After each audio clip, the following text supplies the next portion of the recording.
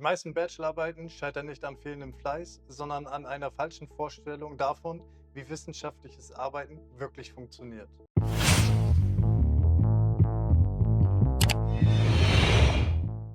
Sie setzen sich hin, strukturieren ihre Zeit und entwickeln Wochenpläne, Tagesziele oder feste Schreibzeiten. Das wirkt zunächst sinnvoll und gibt ein gutes Gefühl von Kontrolle. An diesem Punkt entsteht häufig ein Missverständnis, denn obwohl dieser Plan logisch wirkt, zeigt sich im Verlauf der Arbeit oft, dass er nicht richtig zur Realität der Arbeit passt. Eine Bachelorarbeit ist kein linearer Ablauf, bei dem man einfach Schritt für Schritt etwas abarbeitet. Sie besteht aus unterschiedlichen Phasen wie Denken, Recherchieren, Entscheiden, Analysieren, Schreiben und Überarbeiten.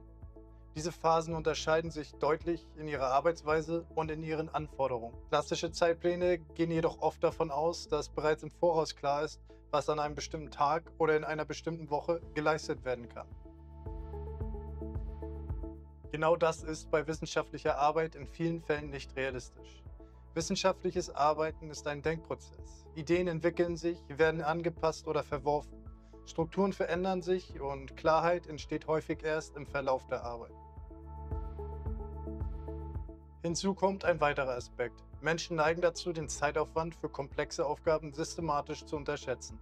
Ein Phänomen, das als Planungsfehlschluss bezeichnet wird. Dabei wird oft angenommen, dass alles reibungslos abläuft, während typische Verzögerungen oder Umwege ausgeblendet werden. Die Folge ist, dass Pläne nicht eingehalten werden können, was wiederum Druck erzeugt. Und dieser Druck wirkt sich häufig negativ auf genau die Denkprozesse aus, die für wissenschaftliches Arbeiten notwendig sind.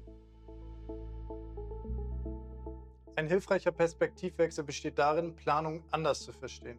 Es geht weniger darum, die eigene Zeit im Detail festzulegen, sondern vielmehr darum, den Arbeitsprozess zu verstehen und sinnvoll zu strukturieren. Eine Möglichkeit dafür ist, nicht in Tagen oder Stunden zu planen, sondern in inhaltlichen Phasen. Eine Bachelorarbeit lässt sich zum Beispiel in Orientierungs-, Konzeptions-, Analyse-, Schreib- und Überarbeitungsphase gliedern.